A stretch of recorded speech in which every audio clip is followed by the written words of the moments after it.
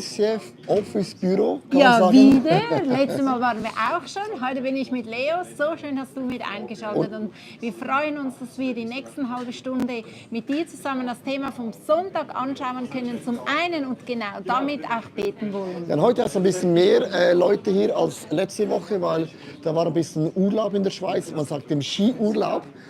Und es ist immer mega cool, einfach in diesem Büro zu sein, wo man einfach Menschen hat, die sich entschieden haben, im vollzeitlichen Dienst oder auch Volunteers, die ganz bewusst gesagt haben, wir reduzieren in unserem Job, um einfach da zu sein für die Church mit den Begabungen, mit den Fähigkeiten.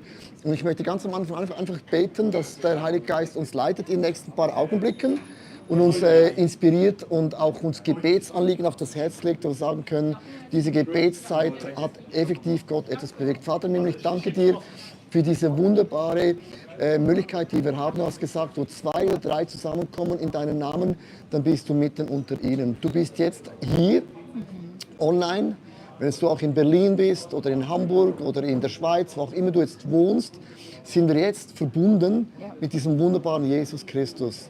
Und wir legen dir diese nächsten paar Augenblicke hin, dass du uns begegnest, dass du unsere Gebete erhörst, dass du uns auch Weisheit gibst, aber auch der Gott bist, der uns vom Himmel her nochmals richtig berührt. Und wir sagen Amen. Amen. Amen. Und es ist auch extra im Office, auch dieses Mal, und vielleicht lenkt dich der bewegte Hintergrund ab, aber genau das ist das Leben. Gott ist ein Alltagsgott und er ist in deinem Office, in deinem Alltag ist er genau anwesend, auch wenn ganz viele Sachen sich rundherum bewegen. Und ich freue mich deswegen riesig, dass wir genau von hier aus beten können. Auch wir müssen uns konzentrieren und nicht ablenken lassen von dem, was rundherum läuft, aber genauso, das ist ein Bild für unser Gebetsleben überhaupt. Genau. Also wir haben am Sonntag darüber gesprochen, Glauben schüren, Wunder provozieren. Und dieser Titel hat bei uns auch mega viel ausgelöst, weil kann man einfach die Wunder provozieren.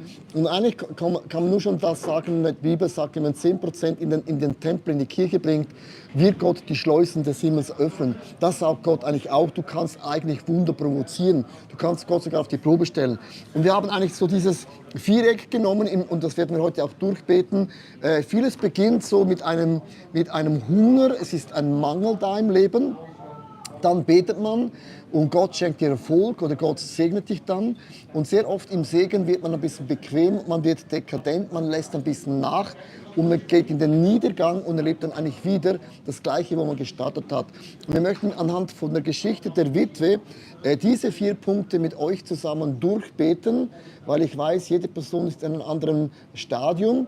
Und es lohnt sich einfach mal, sich Gedanken zu machen. Und das Beispiel war gewesen, die Witwe im Alten Testament. Sie hat ein Problem, nämlich der Mann ist gestorben und sie hatte fast keine Finanzen mehr, um sich zu ernähren. Und sie war daran, ihre beiden Söhne zu verkaufen. Also die Geschichte ist heutzutage ein bisschen schwierig, weil niemand von uns, sag jetzt mal, in Europa muss die Kinder verkaufen wegen den Finanzen.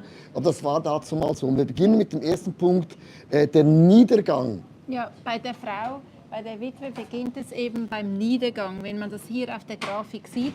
Und ich finde es immer spannend, so eine bestehende Geschichte aus der Bibel zu nehmen und mit diesen Punkten zu verbinden, weil das hilft uns, auch unsere eigenen Punkte zu sehen. Und lass das einfach auf dich wirken, währenddem ich jetzt 2. Könige 4, da steht die ganze Geschichte drin, ab Vers 1 vorlese und das zum Punkt Niedergang. Höre zu, da wo du bist, in deinem Alltag und lass den Heiligen Geist durch dieses Wort auch zu dir sprechen, was das mit Niedergang zu tun hat.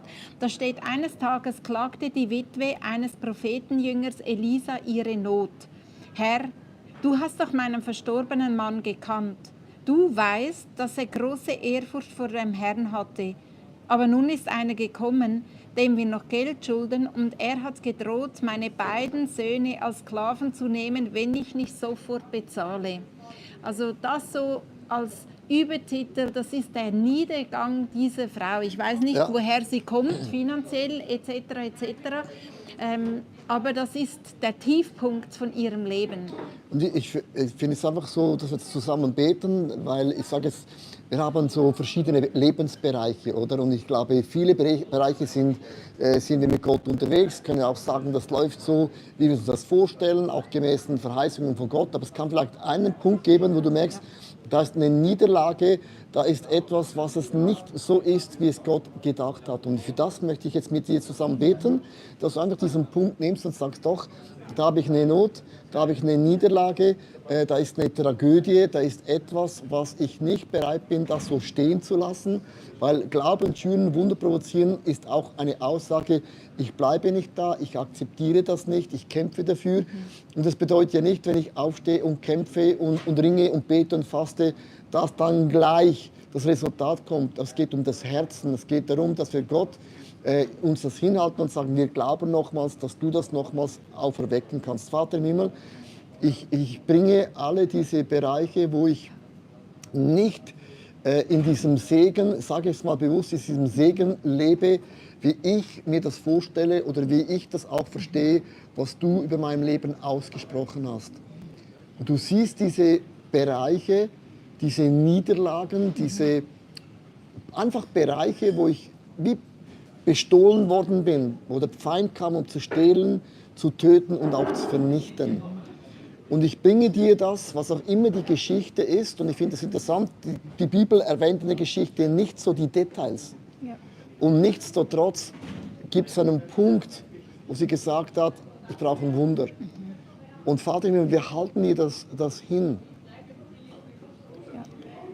Weil wir es dir hinhalten, weil du hast gesagt, du bist der allmächtige, allwissende und allgegenwärtige Gott. Du bist der Ich Bin. Ich bin der Schöpfer. Ich bin der Hirte. Ich bin dein Licht. Ich bin deine Kraft. Wir kommen zu dem Ich Bin.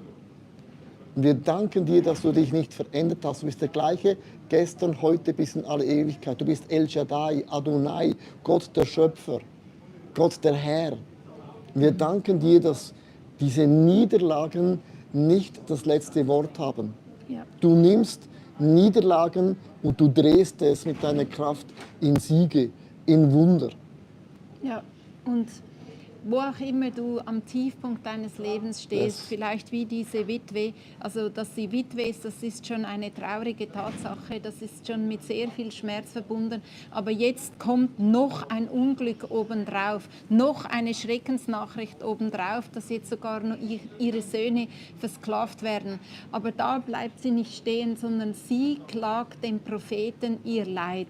Und das kannst du genau heute auch tun. Wir klagen heute, dass da, wo wir Niedergang erleben, da, wo wir am Tiefpunkt unseres Lebens sind, da klagen wir nicht einfach. Wir jammern nicht einfach, sondern wir klagen Gott unser Leid. Und ich danke dir, Gott, genauso wie Elisa ein Ohr hatte für die Witwe, so hast du heute ein Ohr für jede einzelne Person, die dir das Leid klagt. Ein Unglück war nicht genug, es kam noch eins oder sogar zwei miteinander obendrauf, wenn beide Söhne versklavt werden. Gott, ich danke dir heute, dass wir dir unser Leid klagen dürfen. Es ist interessant, sie sagt, wir haben doch mit Ehrfurcht hat er dem Herrn gedient. Und das findet man im Alten Testament in einigen Geschichten, wo auch Gott zu einem Propheten sagt, du wirst sterben, es gibt keine Heilung mehr. Also mit anderen Worten, es ist erledigt. Und dann sagt er, das kannst du nicht machen, ich habe dir treu gedient, ich war für dich immer da. Und Gott hat dann das Leben von ihm verlängert. Ist auch interessant. Und das heißt ja nicht in dem Sinne, ich habe dir gedient, gleich, du musst es machen, was ich will. Aber eigentlich ist es eine Aussage, das ist doch eine Partnerschaft, wir sind doch in einer Freundschaft. Ich habe für dich geschaut, du kannst auch nicht einfach so lassen. Und das heißt eigentlich nicht, dass Gott genau das machen muss, was du ihm sagst. Es ist mehr so in einer Freundschaft, sagt man doch, dass als es dir nicht gut ging, da war ich doch da und jetzt kannst du mich doch nicht hängen lassen. Das ist so eine sehr intime, für mich auch tiefe Freundschaftsfrage, wo man das auch in einer Freundschaft auch sagen darf und auch aussprechen muss. Weil sonst ist ein Frust da, Das höre ich immer von Leuten sagen, ich habe Gott gedient, ich habe Finanzen gegeben, ich habe mitgearbeitet, aber schau mal, wo bin ich habe gar nichts mehr. Und dann ist man wirklich enttäuscht auch von diesem Konstrukt. Und es ist wichtig, dass man das ausspricht, weil die Klagenpsalmen, die Rachepsalmen, sind 2 Drittel der Psalmen, sind, wo Menschen ihr Herz ausschütten und sagen zu Gott, das kann doch wohl nicht wahr sein, so nicht im Ernst. Und es ist ein wichtiger Punkt, dass man immer wieder auch lernt, diese Dinge auszusprechen und auch hinzugeben an den Ort, wo es eben hingehört, wo eben, sage jetzt mal, auch das ertragen kann, was wir sagen. Ich sage immer, in einer Freundschaft muss man ein bisschen achten, was man sagt, aber bei Gott ist es die beste Adresse, weil der ist nicht schockiert, der kennt ja uns.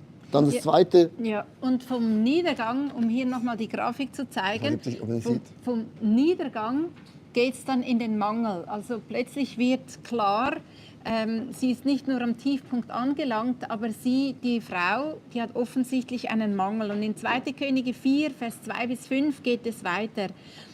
Sie kommt also mit dieser Klage zu Elia und er sagt, wie kann ich dir nur helfen, überlegte Elisa. Hast du irgendwelche Vorräte im Haus? Sie antwortete, mein Herr, außer einem kleinen Krug mit Öl habe ich gar nichts mehr. Gut, sagte er, geh und leih dir von deinen Nachbarinnen leere Krüge aus, aber nicht zu wenige. Dann geh mit deinen Söhnen ins Haus, verriegle die Tür. Als nächstes gießt du das Öl in die Gefäße. Sobald eins voll ist, stell es zur Seite. Die Witwe tat, was Elia ihr aufgetragen hatte. Sie verriegelte die Haustür hinter sich und ihren Söhnen. Die beiden Jungen reichten ihr die Krüge und sie goss das Öl hinein. Also in der Geschichte ist es wichtig, es gibt verschiedene Arten von Wundern. Es gibt Versorgungswunder, es gibt Multiplikationswunder und Wachstumswunder. So in der Multiplikationswunder, auch im Wachstumswunder, sieht man in der Bibel immer, du wirst mitbeteiligt. Es ist nicht einfach so, dass du betest und Gott lässt, sagen wir mal, Brot vom Himmel fallen, die Vögel fallen vom Himmel, sondern das Multiplikationswunder von Finanzen hat immer zu tun, dass das, was du hast, und sie hatte noch ein bisschen, sie hatte noch etwas und sie musste ihr etwas bringen und sie musste bei den Nachbarn die Krüge auslehnen, ausborgen. Also ich glaube, die haben gefragt, für was brauchst du das? Also musst du mal ganz praktisch überlegen, weil wenn du bei mir klingelst und sagst, hey, hast du noch ein leeres Krug? Ja, logisch habe ich das, aber ich würde dich fragen, also für was brauchst du das? Ja. Das ist eine ganz sachliche Frage. Und sie hat dann gesagt, ja, er hat es gesagt, ich habe keine Ahnung, ich muss es bringen, ich weiß auch nicht, was er mit dem vorhat. Also es ist immer so, bevor Gott ein Wunder macht, bringst du das, was du hast. Man muss die Menschenfurcht muss man auf die Seite legen und man bringt das Wenige, das man hat, genügt Gott. Gott hat nicht gesagt, ja, nein, er hat gesagt, sammle genügend ein, also sei nicht sparsam, aber dann das Öl, das sie gebraucht hatte, war ein bisschen etwas. Und wenn du in einem Mangel drin bist, sag es mal, in den Freundschaften vielleicht, auch deine Gesundheit, was das auch immer jetzt sein möge, ist die Frage, was ist das etwas, was Gott dich beauftragt zu geben? Und manchmal sagte Jesus, gib mir deine Hand und erst dann macht dir jemand gesund. Oder steh auf oder gebe deine Matte oder sprech aus oder geh dahin. Sehr oft hat Jesus immer wieder gesagt, ich brauche eine Hand, einen Fuß, eine Matte, geh. Und dann hat er ein Wunder gemacht. Und ja, das ist die Kombination von einem Multiplikationswunder. Ich würde fast behaupten, eigentlich bei jedem Wunder.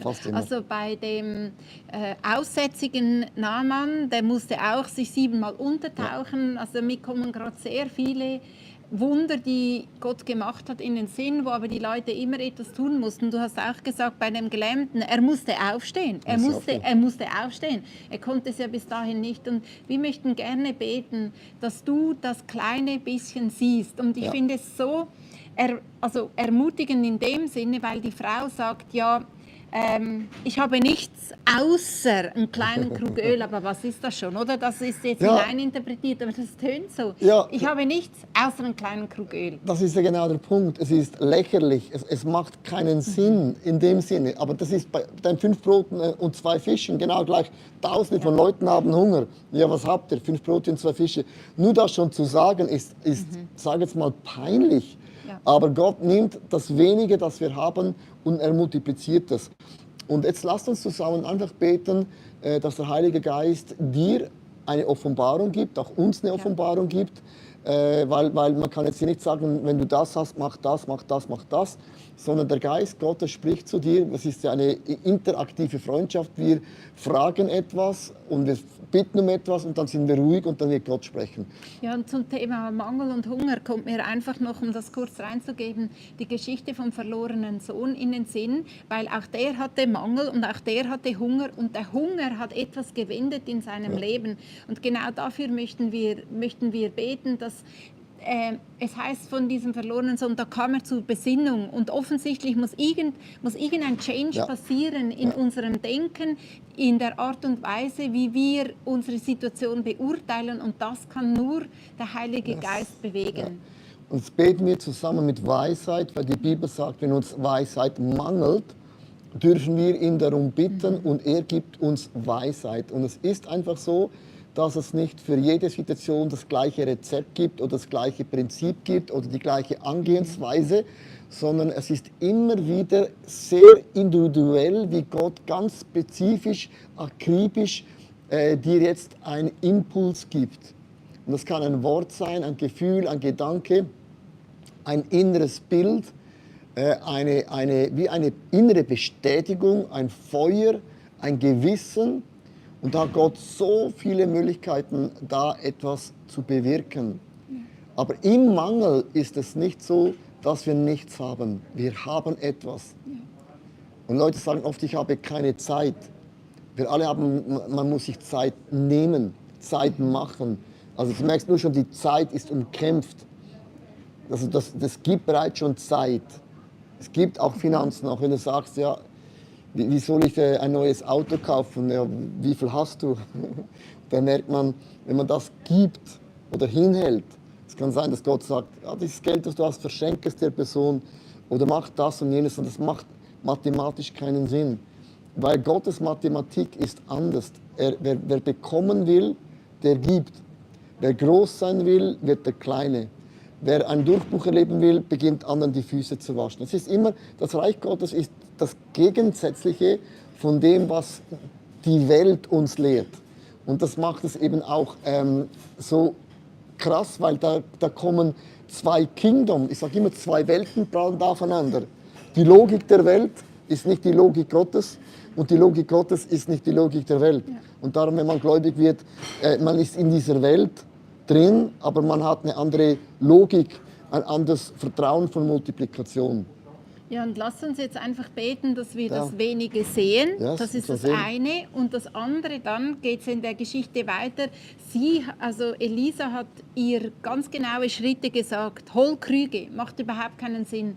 Dass wir einfach die nächsten Schritte sehen. Und dafür wollen wir jetzt beten und sagen, Heiliger Geist, zeig du jede Person von uns, was wir in unseren Händen haben. Was ist die kleine Flasche Öl oder das kleine Stück Öl, das wir noch haben? Was ist es für meine Notsituation? Yes. Was ist es? Öffne uns die Augen, dass wir es sehen und dass wir es umbenennen können. Nicht, ich habe nichts, nur das und das, sondern ich habe das, ich habe das, ich habe dies, ich habe jenes. Dass wir es anders benennen können. Nicht mehr, ich habe nichts, ich habe. Ja.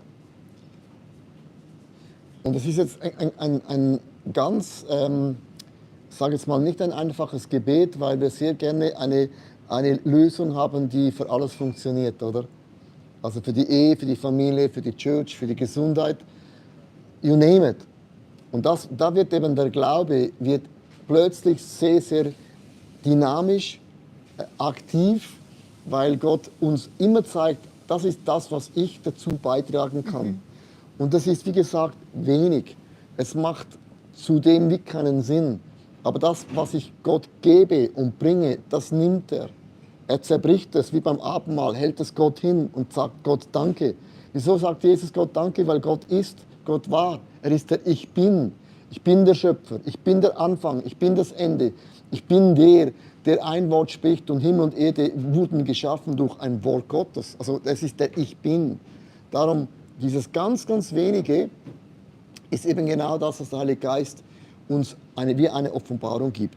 Und bete doch mit uns, Leo, dass wir aktiv werden können, weil die Frau wurde aktiv, sie hat Menschenfurcht hinter sich gelassen, die Krüge erfragt von ihren Nachbarn, nicht zu wenige wurde ihr aufgetragen und dass wir einfach aktiv werden können, dass etwas in uns aktiviert wird und in Gänge kommt. Genau, das Aktivwerden ist eben genau das Glauben schüren, Wunder provozieren, weil sie ging zu den Nachbarn und hat gesagt, gib mir die Krüge und nicht zu wenige.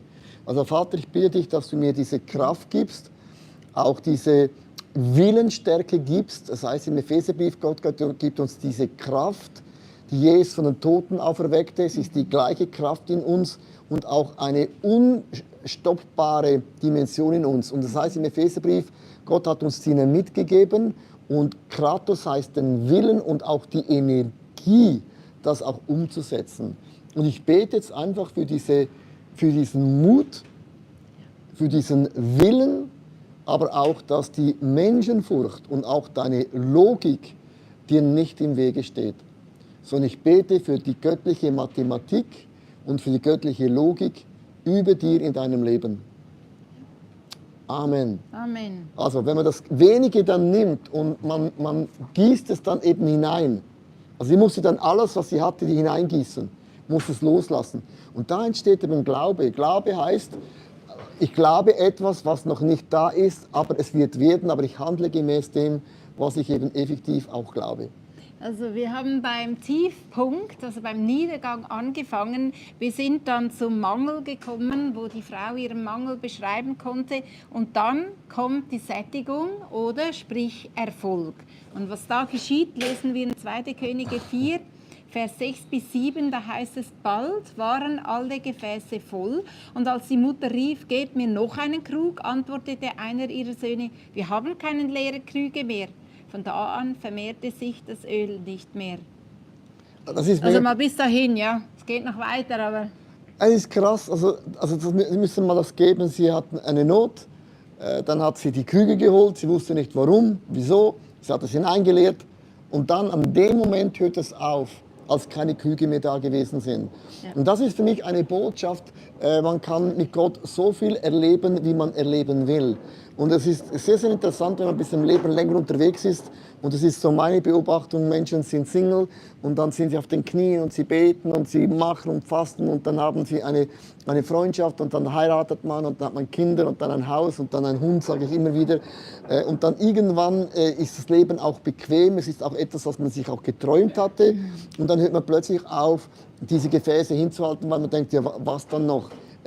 Ich habe schon alles. Und da beginnt es eben ganz, ganz gefährlich zu werden, dass man eben wieder lauwarm wird. Und dann man vergisst, woher man kommt und man nimmt dann gewisse Dinge als selbstverständlich. Und wenn ich diese Geschichte lese, ist es eben für mich eben genau einer der Schlüssel, wie du geistlich fit bleiben kannst, wie du geistlich am Herz von Jesus bleiben kannst, wenn du nicht aufhörst, wie alt du auch immer bist, Gefäße Gott hinzuhalten. Und man darf nicht aufhören. Ich sage immer, Spurgeon, der bekannte englische Prediger, wollte mit 56 Jahren aufhören. Er hat gesagt, es ist mal langweilig, es ist immer das Gleiche.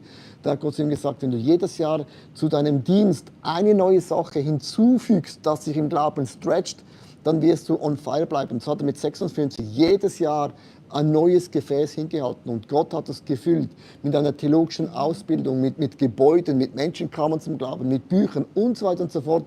Und mit anderen Worten, dann bleibst du eben mit Gott aktiv unterwegs, on fire, total am Herzen von diesem Gott im Himmel.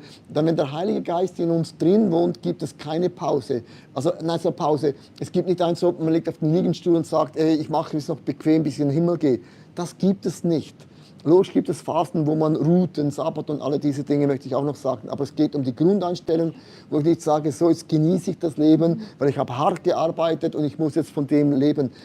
Logisch soll man von den Früchten auch dankbar sein, es feiern und genießen und alle diese Dinge. Aber die Grundhaltung muss sein, wenn der Geist Gottes wird nicht aufhören, dass wir neue Gefäße Gott hinhalten. Und das gilt effektiv. Dein Großvater hat immer gesagt, Susanne, es gibt keine Pensionierung bei Gott. du bist dann pensioniert, wenn du in den Himmel gehst. Bis da gibt es im Reich Gottes immer Arbeit. Ich spreche jetzt nicht von der vom Beruf, dass man irgendwann pensioniert ist, sondern es geht um die Grundhaltung, dass man sagt, hey, solange ich atme, solange ich hier auf der Erde bin, habe ich einen Auftrag, ich habe eine Bestimmung und ich werde nicht aufhören, diese Gefäße Gott hinzuhalten.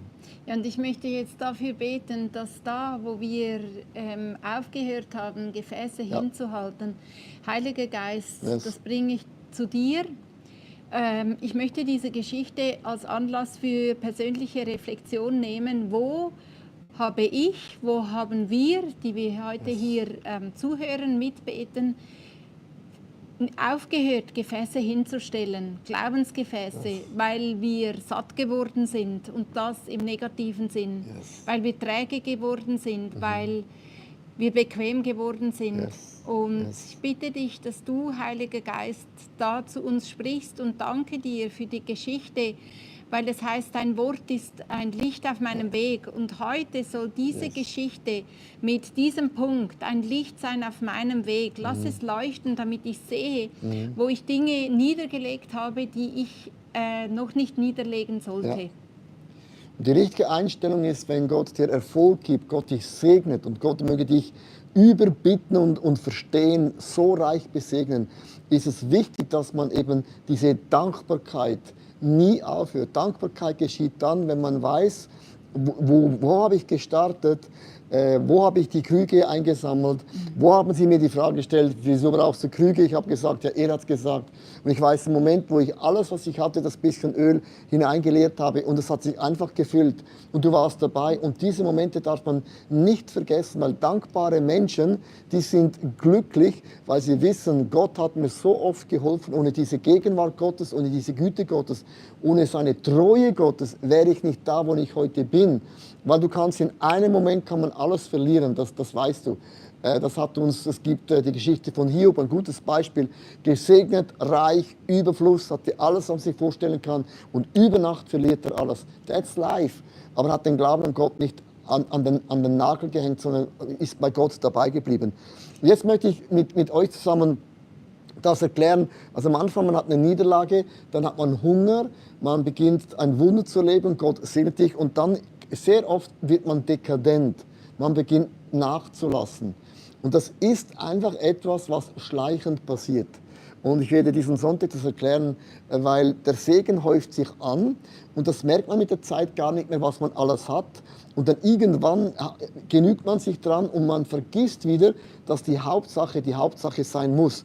Und das heißt, in 5. Moses 8, Vers 12 bis 14, nehme ich diese Bibelstelle aus Moses und das ist ein mega, für mich ein eindrücklicher Bibelvers, wo eben beides erklärt, der Segen, aber auch das Problem, das kommt. Wenn ihr genug zu essen habt und prächtige Häuser baut und darin wohnt, und wenn eure Schafe und Ziegen und Rinderherde groß werden und ihr viel Gold und Silber und vieles andere besitzt, dann werdet nicht überheblich und vergesst nicht den Herrn, euren Gott, der euch aus der Sklaverei in Ägypten befreit hat.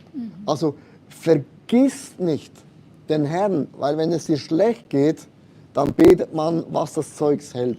Wenn es einem gut geht, dann sagen Leute, ja, für was ja? Es geht mir ja gut.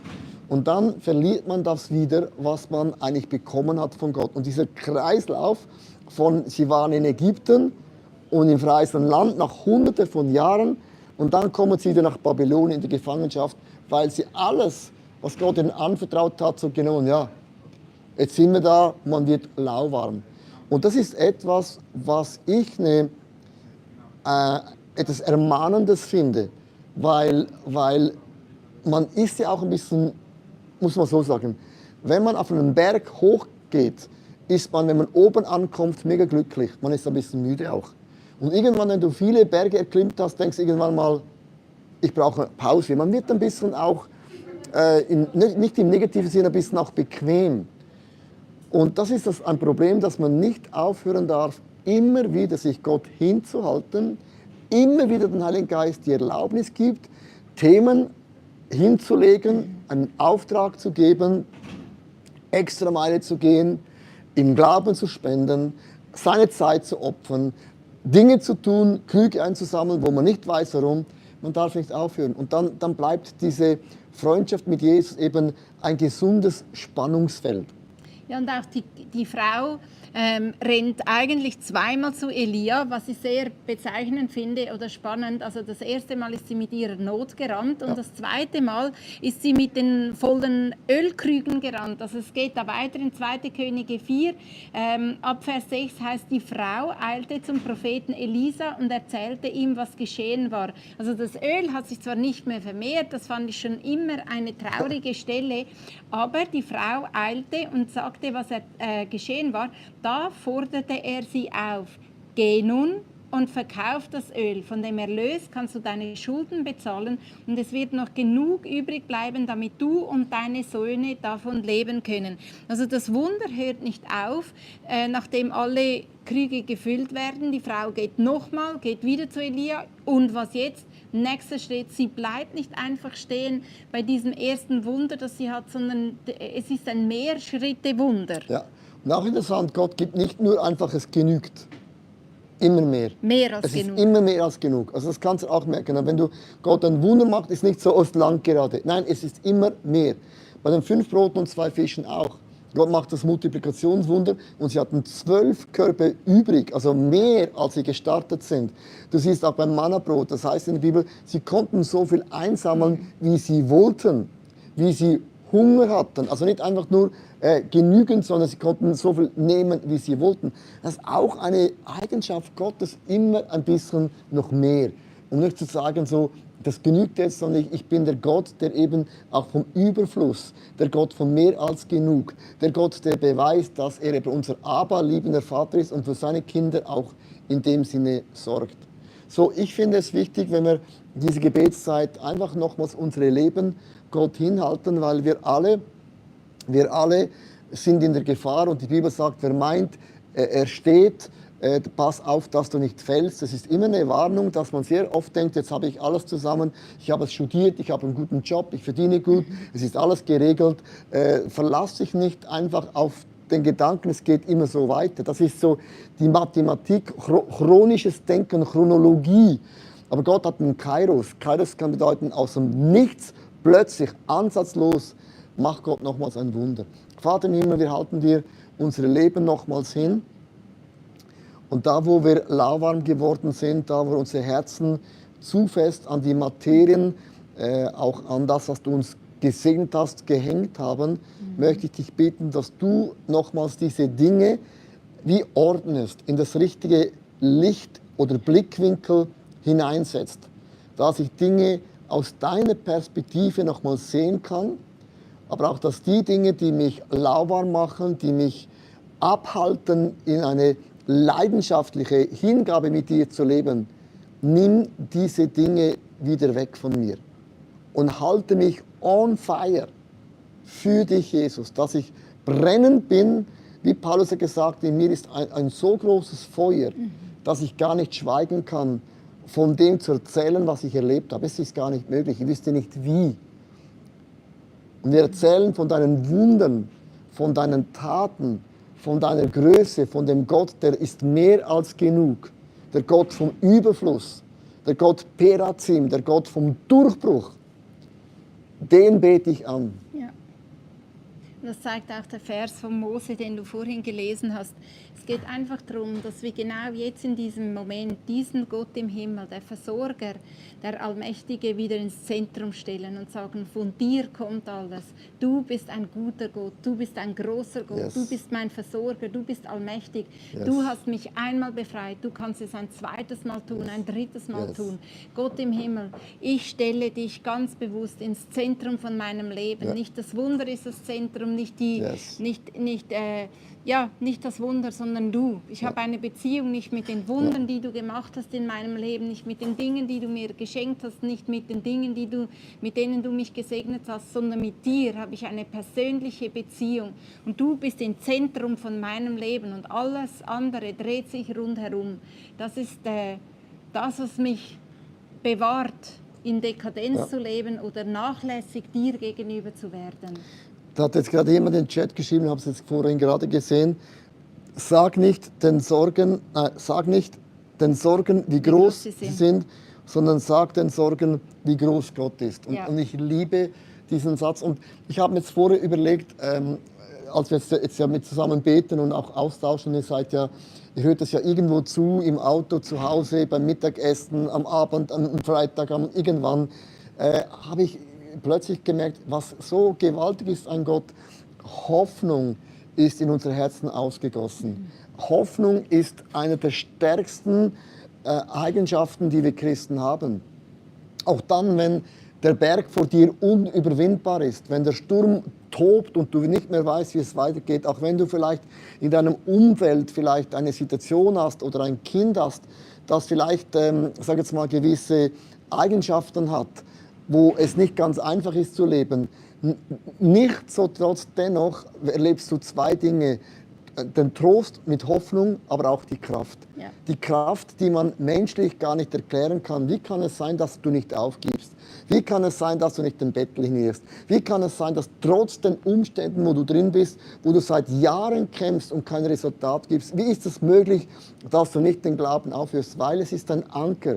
Es ist eine Gewissheit, es ist eine Hoffnung und eine Kraft in uns, die die Welt nicht hat. Wir haben einen Zugang zu den himmlischen Möglichkeiten, die Menschen ohne Gott, und ich sage es immer, die tun mir leid, weil die müssen das irgendwie kompensieren, irgendwie füllen mit Dingen, wo wir sagen, müssen wir nicht, weil der Geist Gottes mit den Früchten von Freude, von Liebe, von Frieden, von Geduld, von sogar Selbstdisziplin, alle diese Dinge wurde uns geschenkt. Das ist ein Geschenk. Das ist nicht, ich muss mir die Früchte nicht erarbeiten, die sind geschenkt bekommen. Wir nehmen die und wir essen die.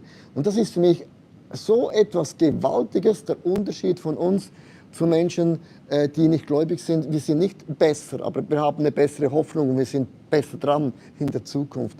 Also ich möchte dich zum Ende einfach segnen, dass das gute Werk, das Gott in dir angefangen hat, es zu Ende bringt. Und wenn du das erlebst wie die Witwe, da ist eine Niederlage, da ist ein Mangel.